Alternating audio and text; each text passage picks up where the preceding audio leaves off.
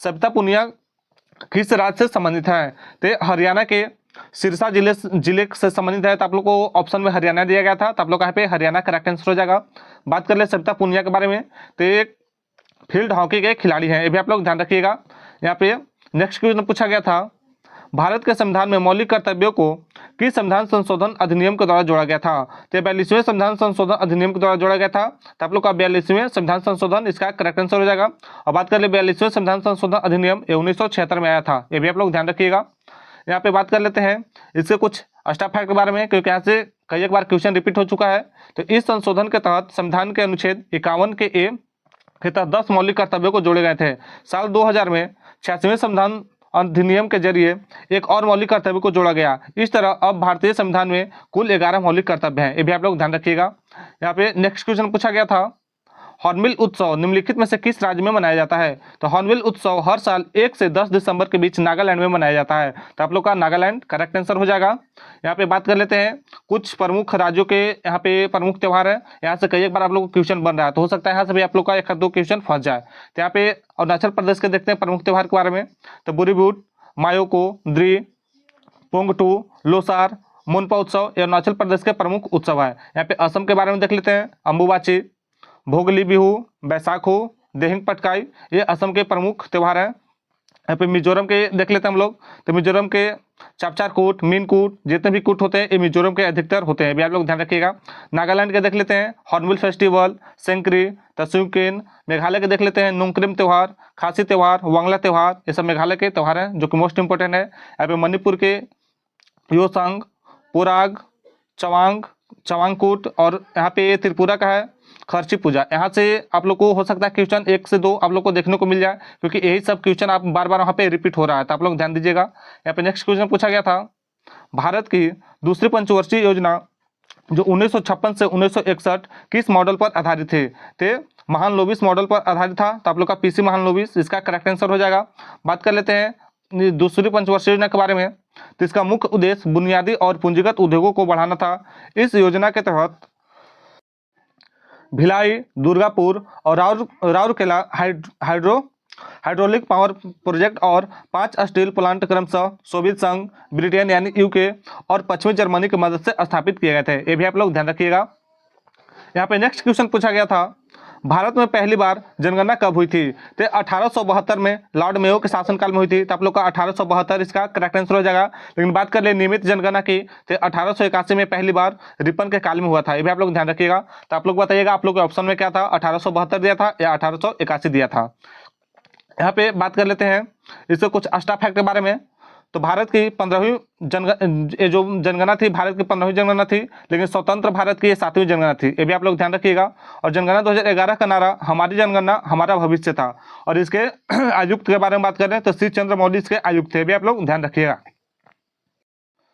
चौथे एशियाई पैरा खेलों में भारत ने कितने एथलीट को भेजा था? तो यहाँ पे भेजा गया था 303 एथलीट को भेजा गया था। तो आप लोग का यहाँ पे 303 इसका करेक्ट आंसर हो जाएगा। बात कर ले इसमें 191 पुरुष और 112 महिला शामिल थी, ये भी आप लोग ध्यान रखिएगा। और ये खेल 22 से 28 अक्टूबर 2023 के बीच चीन के हांगझोउ में आयोजित किया गया था, ये भी आप लोग ध्यान रखिएगा।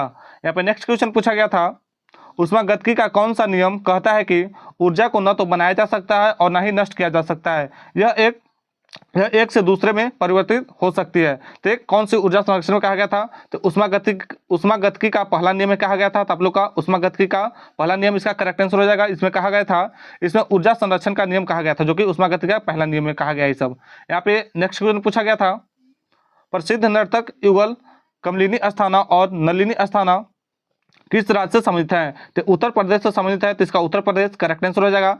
बात करें इनके बारे में, तो आगरा की 2 बहनें हैं जो कथक की बनारस घराने शैली के अपने बेहतरीन प्रदर्शन के लिए जानी जाती है, ये भी आप लोग ध्यान रखिएगा। जो कमलिनी अस्थाना है और नलिनी अस्थाना है, ये बनारस घराने की शैली से ये भी लोग संबंध रखते हैं। यहाँ पे इन लोग को बात कर ले तो इनको 2022 में पद्म श्री पुरस्कार से सम्मानित भी किया गया था। ये कई बार क्वेश्चन इसको भी पूछ लिया गया है, तो इसको भी आप लोग ध्यान रखिएगा। यहाँ पे नेक्स्ट क्वेश्चन पूछा गया था, चेन्नई स्थित कला क्षेत्र फाउंडेशन की स्थापना किसने की थी? तो रुक्मणी देवी अरुणडेल के द्वारा की गई थी। तो आपका करेक्ट आंसर रुक्मणी देवी अरुणडेल हो जाएगा। और इसकी स्थापना जनवरी 1936 में की गई थी, ये भी आप लोग ध्यान रखिएगा। देख लेते हैं इसके कुछ एक्स्ट्रा फैक्ट के बारे में। तो भारतनाट्यम पद्म भूषण, इनको पद्म भूषण मिला था 1956 में। संगीत नाट्य अकादमी पुरस्कार इनको मिला था 1957 में। और देसी कोत्थमा इनको 1972 में मिला था। विश्व भारती विश्वविद्यालय 1977 में। संगीत नाट्य अकादमी फिलोफिस में इनको भी मिला था। यहाँ पे नेक्स्ट क्वेश्चन पूछा गया था, कलाश्रम नामक संस्था की स्थापना किसने किया था? तो पंडित बिरजू महाराज के द्वारा किया गया था। तो आप लोग का पंडित बिरजू महाराज इसका करेक्ट आंसर हो जाएगा। यह एक नृत्य विद्यालय है, यह दिल्ली में स्थित है, ये भी आप लोग ध्यान रखिएगा। यहाँ पे नेक्स्ट क्वेश्चन पूछा गया था, लौह युग की अवधि क्या है? तो ये 1200 ईसा पूर्व से 550 ईसा पूर्व इसका करेक्ट आंसर हो जाएगा। यहाँ पे नेक्स्ट क्वेश्चन पूछा गया था, निम्नलिखित में से कौन से समवर्ती सूची के अंतर्गत आता है? तो यहाँ पे देख लेते हैं समवर्ती सूची के अंतर्गत कौन कौन आता है। शिक्षा, वन, विवाह, ट्रेड यूनियन, गोद लेना और उत्तराधिकार समवर्ती सूची के अंतर्गत आते हैं। तो आप लोग बताइएगा, आप लोग के ऑप्शन में क्या था? जितने भी समवर्ती सूची में आते हैं यहाँ पे सभी लिखा गया है। आप लोग बता दीजिएगा ऑप्शन में आप लोग को इनमें से क्या दिया था, उसके अनुसार आप लोग का वो करेक्ट आंसर हो जाएगा। बात करते हैं यहाँ पे समवर्ती सूची के बारे में। तो ये समवर्ती सूची को सूची 3 यानी 7वीं अनुसूची के नाम से भी इसको जाना जाता है। यह भारतीय संविधान की 7वीं अनुसूची में दी गई है। समवर्ती सूची में शामिल विषयों पर केंद्र और राज्य सरकार दोनों कानून बना सकती है। यहाँ पे नेक्स्ट क्वेश्चन पूछा गया था, तापमान बढ़ाने पर यह किस में दिखाई देता है?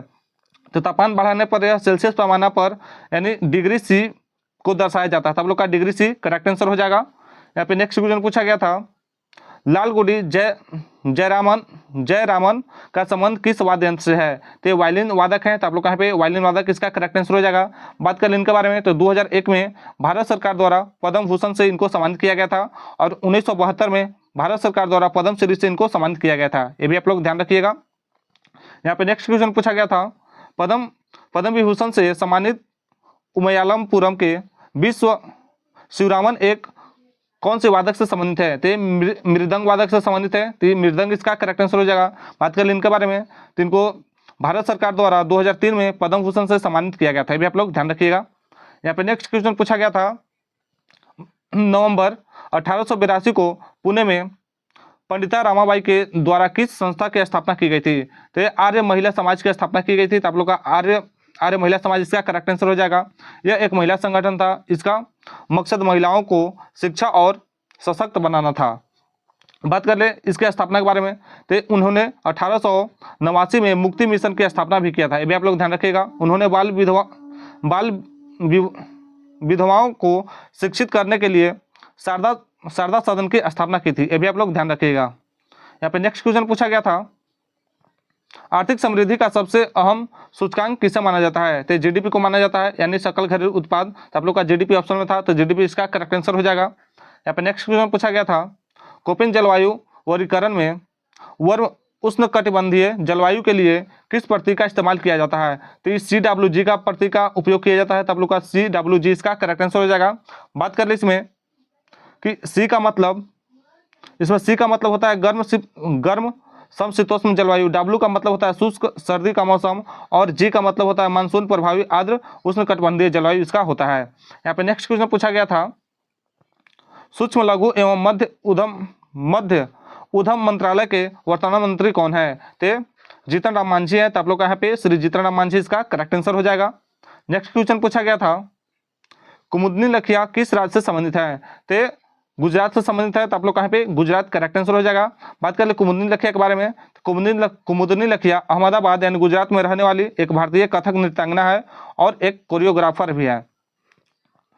उन्होंने 1967 में Kadam school of dance and music की स्थापना की, जो भारतीय नृत्य संगीत का एक संस्थान है। यहाँ पे नेक्स्ट क्वेश्चन पूछा गया था, निम्नलिखित में कौन वर्तमान में रक्षा सचिव है? तो इसका करेक्ट आंसर श्री राजेश कुमार सिंह हो जाएगा, क्योंकि रक्षा सचिव अभी ये श्री राजेश कुमार सिंह इसका करेक्ट आंसर है। यहाँ पे नेक्स्ट क्वेश्चन पूछा गया था, जो कि हिंदी से था, नारी शब्द के कई पर्यायवाची शब्द हैं। यहाँ पे आप लोग को ऑप्शन में था कि नारी शब्द का कौन सा इसमें पर्यायवाची शब्द नहीं है। तो हमें बता देते हैं कि नारी शब्द का कौन कौन सा पर्यायवाची शब्द होता है। महिला, स्त्री, वनिता, कामिनी, ललना, रमणी, कांता अबला, सुंदरी और औरत। तो बताइएगा इनमें से जो भी एक उसमें नहीं होगा आप लोग का वो करेक्ट आंसर हो जाएगा। यहाँ पे नारी शब्द का जितना भी परिभाषित था वहाँ पे तो हम बता दिए, लेकिन आप लोग को क्वेश्चन में पूछा गया था नारी शब्द का कौन परिभाषित शब्द नहीं था।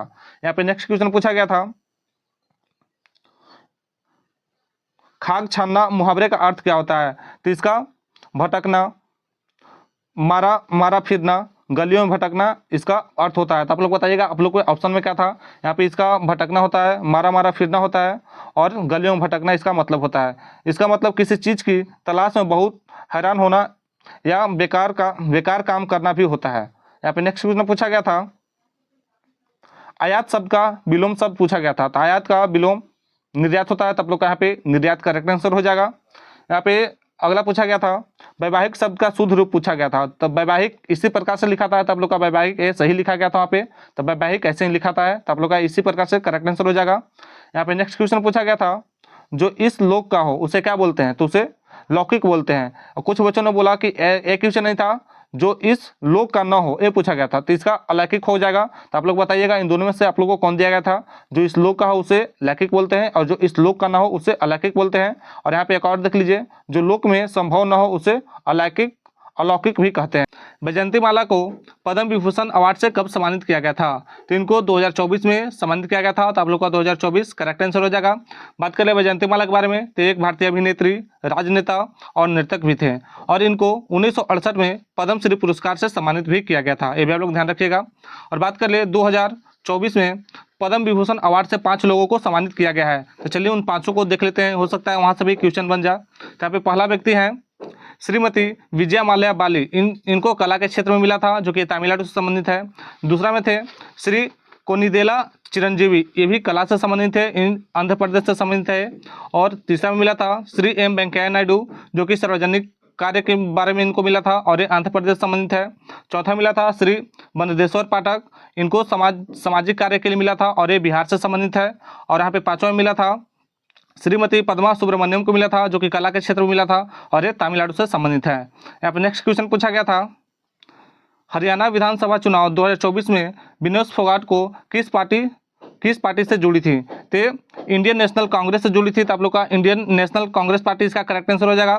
बात कर ले कहाँ से लड़ी थी चुनाव, तो जिंद की जुलाना सीट से, जो कि महिला पहलवान विनोद फोगाट ने लड़ा था और ये इंडियन नेशनल कांग्रेस से जुड़ी हुई थी। अभी आप लोग ध्यान रखिएगा। तो इसका correct answer Indian national Congress हो जाएगा।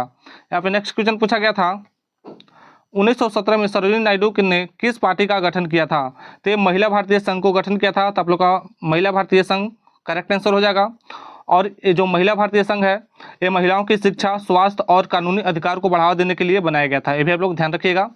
यहाँ पे बात कर ले सरोजिनी नायडू के बारे में, यहाँ पे तो इनको भारत कोकिला के नाम से भी जाना जाता है और इनको साल 1925 में कानपुर में हुए भारतीय राष्ट्रीय कांग्रेस के 40वें अधिवेशन की अध्यक्षता करने वाली भारत की पहली महिला बन गई थी। ये भी आप लोग ध्यान रखिएगा।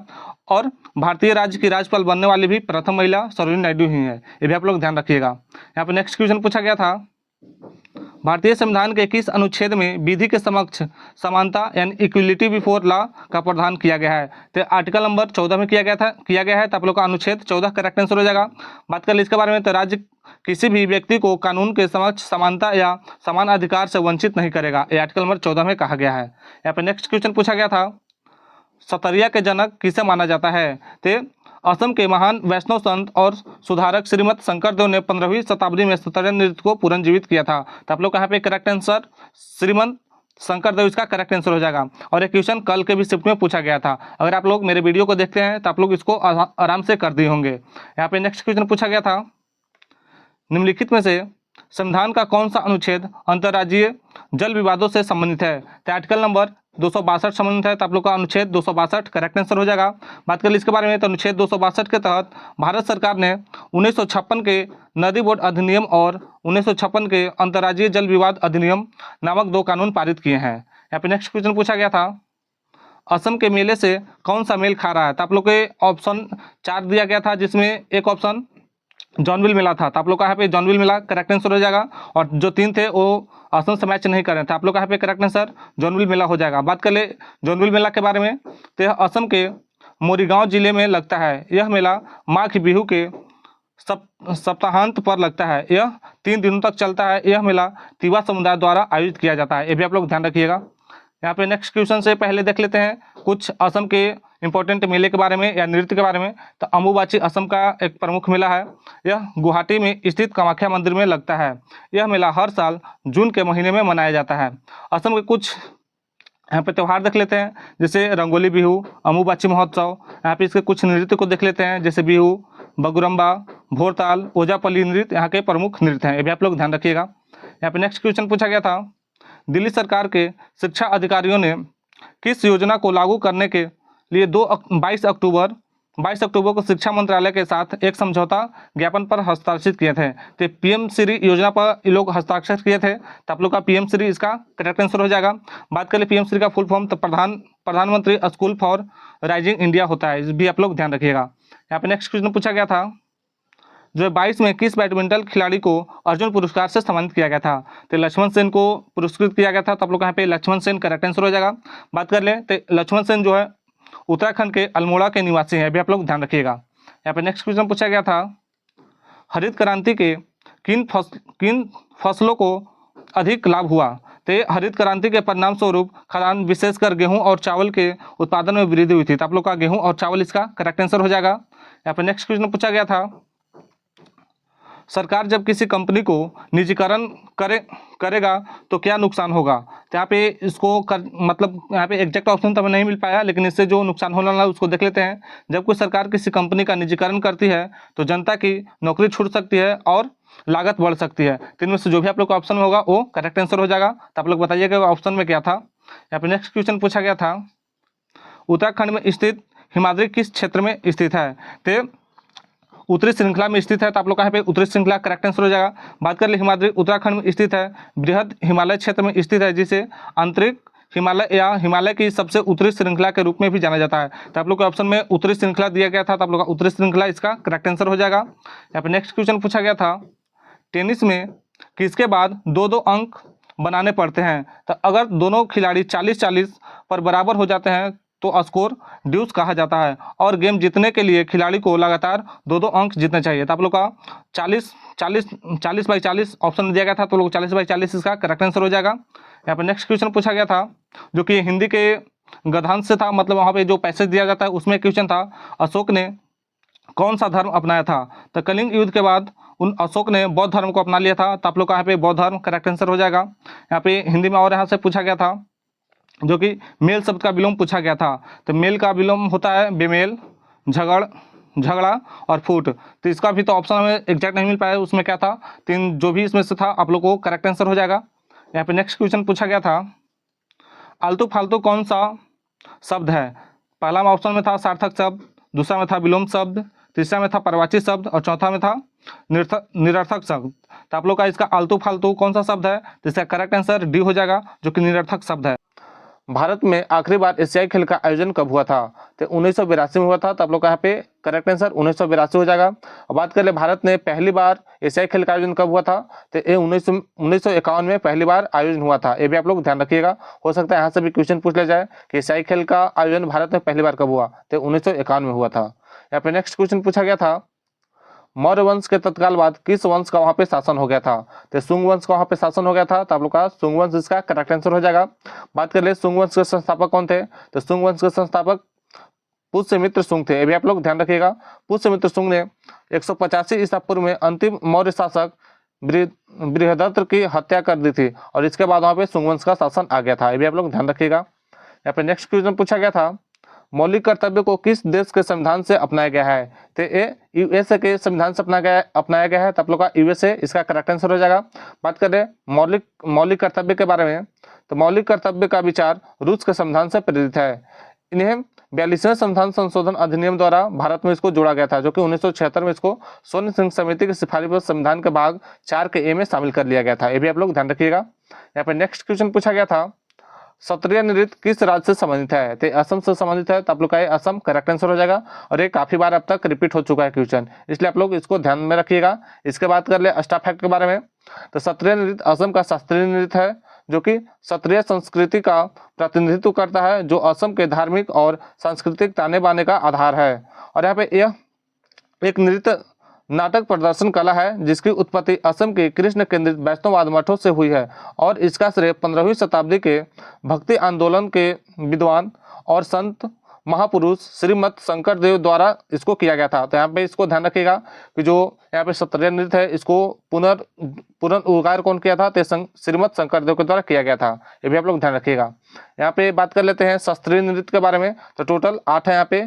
पहला है भारतनाट्यम जो कि तमिलनाडु का है, कथकली केरला का है, कुचिपुड़ी आंध्र प्रदेश का है, कथक उत्तर भारत का है, मोहिनीअट्टम केरला का है, मणिपुरी मणिपुर का है और उड़ीसी उड़ीसा का है। ये भी आप लोग ध्यान रखिएगा। यहाँ पे नेक्स्ट क्वेश्चन पूछा गया था, निम्नलिखित में से किस राज्य के झांके को सर्वश्रेष्ठ झांका का खिताब दिया गया था? तो उत्तराखंड को दिया गया था। तो आप लोग यहाँ पे उत्तराखंड करेक्ट आंसर हो जाएगा। यहाँ पे नेक्स्ट क्वेश्चन पूछा गया था, 1876 ईस्वी में इंडियन एसोसिएशन की स्थापना किसने की थी? तो सुरेंद्र नाथ बनर्जी के द्वारा किया गया था। तो आप लोग का सुरेंद्र नाथ बनर्जी इसका करेक्ट आंसर हो जाएगा। यहाँ पे नेक्स्ट क्वेश्चन पूछा गया था, the test of my life पुस्तक के लेखक कौन है? तो इसका करेक्ट आंसर युवराज सिंह हो जाएगा, क्योंकि द टेस्ट ऑफ लाइफ पुस्तक के लेखक युवराज सिंह है। इसका करेक्ट आंसर युवराज सिंह हो जाएगा। यहाँ पे आज हमें दोस्तों के द्वारा इतना ही प्रश्न मिला है। अगर मेरा वीडियो अच्छा लगा हो तो आप लोग वीडियो को एक लाइक अवश्य कर दीजिएगा। अगर और भी आप लोग को क्वेश्चन पता हो तो कमेंट में आप लोग क्वेश्चन को कमेंट कर दीजिएगा। इसके लिए हम अलग से एक वीडियो बना देंगे। तब तक मिलते हैं नेक्स्ट वीडियो में।